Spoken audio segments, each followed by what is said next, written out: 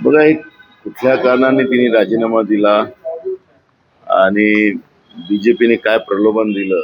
कारण की दुसऱ्या पक्षातली लोक बीजेपी प्रलोभन देऊन, कोणाला पैशाचं प्रलोभन, कोणाला पदाचं प्रलोभन देऊन लोक फोडते आहे. जो बीजेपीला जो सत्तेचा माज आलेला आहे, ज्याला लोकशाही मान्य नाही, असा या बीजेपीच्या काय प्रलोभन त्यांना मिळालं हे वेळ सांगेल. पण झालेली घटना हे चुकीची आहे. एवढंच मी त्या ठिकाणी म्हणेन. काँग्रेस पक्ष आपल्या नेत्यांना सांभाळू शकत नाही, पक्ष फुटतायत असं म्हणतायत भाजपचे नेते.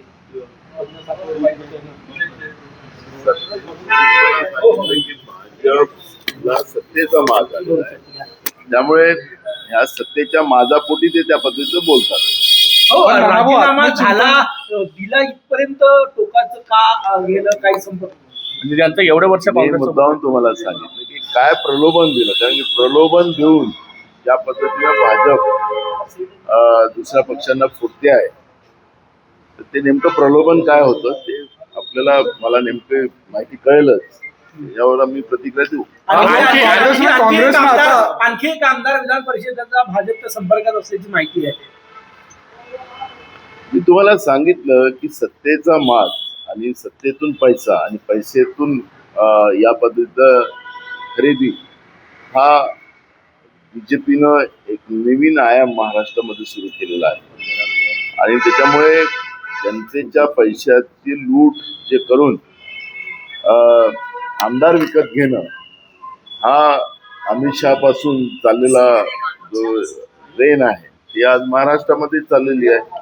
त्यामुळे काय प्रलोभन दिलं गेलेलं आहे नेमकं ते मी तुम्हाला, मला कळाल्यानंतर मी तुम्हाला त्या पद्धतीची प्रतिक्रिया देऊ. आणि मला असं वाटतं की याच्यावर आता मी काही जास्त प्रतिक्रिया देऊ असं मला आत्मचिंतन विचारधारा सुटत आहे. काँग्रेसची विचारधारा सोडून चाललेली आहे का? लोक विचारधारा सोडून चालली आहे का? काय वाटतं? तुम्हाला सांगितलं, काँग्रेस विचारधारा कधीच संपू शकत नाही. आणि नरेंद्र मोदींनी पण काँग्रेसमुक्त भारत करायचं प्रण त्या काळात घेतलं. पण शेवटी त्यांनी काँग्रेसयुक्त भाजप निर्माण केलेला आहे. त्याच्यामुळे काँग्रेस कधी नाही, उद्या आम्ही सत्तेत आलो तर भाजप पूर्ण खाली होईल. हे दर्या उचलणारे जे परंपरागत बीजेपीचे लोक आहेत ते दर्याच उचलत राहतील, अशी परिस्थिती आहे. भाजपमध्ये सुद्धा मोठा उद्रेक आहे कार्यकर्त्यांना. मग प्रदेशाध्यक्षांचं अपयश असं मानत नाही का तुम्ही? आपला पक्ष बांधून घेऊ शकत नाही, ते आमदार सोडून चालले, त्यांच्या कार्यपद्धतीवरही प्रश्नचिन्ह उपस्थित केलं जात आहे. त्याच्यावर आमच्या पक्षांतर्गत बांध आहे, ते आम्ही बसून त्याच्यावरती चर्चा. राहुल गांधी यांच्या जवळचे होते, राहुल गांधी यांचे अत्यंत जवळचे होते राजीव सातव. त्यामुळे राजीव सातव हो, आता प्रज्ञा सातवच्या राजीनाम्यानंतर तुमचं विधान परिषदेमध्ये जे संख्याबळ आहे ते कमी होईल आणि त्यामुळे आता काँग्रेसला जे विरोधी पक्षनेता पद हवं होतं त्याच्यावर आता या राजीनाम्याचा परिणाम होईल. खरं तर यांना विरोधी पक्ष नेतेपद द्यायचंच नव्हतं. आणि ज्यांना लोकशाहीच मान्य नाही, त्या भाजपला, त्यांना संविधानच मान्य नाही, या अधिवेशनामध्ये बिना विरोधी पक्ष नेत्यांनी हे अधिवेशन चाललं. जनतेचे प्रश्न मांडायचे आणि ते सोडून घ्यायची ही लोकशाहीतली व्यवस्था आहे.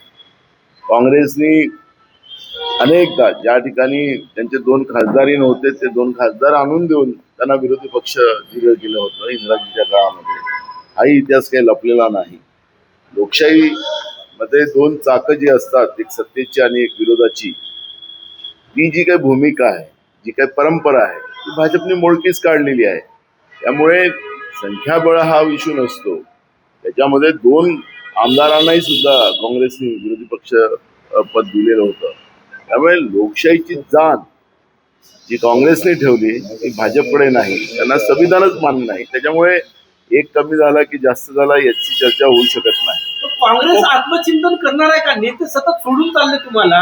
भाजप मी तुम्हाला बघायचं सांगितलं की याच्यामध्ये पक्षांतर्गत बसून त्याच्यावर काय चुका असतील त्या आम्ही दुरुस्त करण्याचा प्रयत्न करू. हो, तुम्ही दिल्ली हायकमांडला हे सगळं समजावून सांगणार का, ज्या पद्धतीनं पक्षाला आता गळ लागलेली आहे भविष्यात? मी तुम्हाला सांगितलं की हे पक्षांतर्गत बाब आहे आणि आम्ही बसून याच्यावरती चर्चा करू. आणखी काही लोक सोडून जाणार आहे, त्यांचा पक्षप्रवेश थांबवण्यासाठी तरी काही प्रयत्न होणार आहे का? काही नावं कळू शकली आहे का तुम्हाला? कोण चालले, कोण संपर्कात? आम्ही सगळ्यांच्या संपर्कात आहोत आणि असं कोणी पक्ष सोडून जात नाही. कोकाटे यांनी काही कंत्राटदारांना खुश करण्यासाठी जे आहे ते मोठा भ्रष्टाचार केला जाण्याची जी चर्चा आहे सिडकोमध्ये काही कंत्राटदारांना खुश करण्यासाठी नियमाची मोडतोड करून जे आहे ते त्या ठिकाणी भ्रष्टाचार केला जातो. तुम्हाला महाराष्ट्रातलं असं एक डिपार्टमेंट नाही, एक सिंगल डिपार्टमेंट नाही त्याच्यामध्ये. आता आपण पाहिलं असेल की परवा सरकारने 280 कोटी रुपये गोरक्षण करणाऱ्या संस्थांना त्यांनी देण्यासाठी काढून ठेवले. मला एक सांगा की 10% या 15% गोरक्षण संस्था या चांगल्या आहेत, त्याला काही विरोध करायचं कारण नाही. मी विधानसभेतही बोलतो, पण अनेक संस्था अशा आहेत की पोलीस आणि गोरक्षण मिळून शेतकऱ्याला लुटतायत आणि शासनाची तिजोरी वेगळी लुटतात आहे. 50 रुपये पर रोज एका गाईला ते सरकारकडून दिले जातात. म्हणजे हे गोरक्षण संस्था यांच्या तथागत कथित जे काही संस्था आहेत भाजपच्या, त्यांना हे जनतेचे पैसे लुटून देतात आहेत. त्यामुळे असं एक डिपार्टमेंट नाही, मी उदाहरण दिलं की नुसतं सिडकोच नाही, एक डिपार्टमेंट नाही की या महाराष्ट्रामध्ये जनतेचे पैसे लुटून महायुतीचे लोक कसं आपले लोकांचे बोके भरतात आहेत आणि राज्याचा भकास कसा करतात हे आपण पाहिलंच आहे. मंगेश कुडाळकर जे शिंदे सेनेचे आमदार आहेत त्यांच्यावर सार्वजनिक निधीचा गैरवापर केल्याप्रकरणी गुन्हा दाखल करण्याचे आदेश दिलेले आहेत. अनेक आहेत ना, मी तुम्हाला नुसतं संजय कुडाळकर नाही, या सरकारमध्ये भाजपचे आमदार असतील, भाजपचे मंत्री असतील, सेनेचे मंत्री असतील, सेनेचे आमदार असतील, अजित पवारांचे आमदार मंत्री असतील, अनेक लोकांनी सत्तेचा दुरुपयोग केलेला आहे, आपल्या पदाचा दुरुपयोग केला. आमदार निधीमध्ये मोठ्या प्रमाणात गडबड केलेली आहे, काम न करता पैसे घेतलेले आहेत, हे अनेक आहेत. आणि त्याचं एक आम्ही तर मागणी करणार आहोत की एक सार्वजनिक चौकशी या सगळ्यांची केली गेली पाहिजे आणि अधिकारी सुद्धा त्यांना कुठल्या दबावाच्या खाली आणून या पद्धतीनं आमदार निधीची अफरातफर करण्याचं पाप या माहितीच्या सगळ्या व्यवस्थेने केलेलं ते आपल्याला पाहायला मिळतं.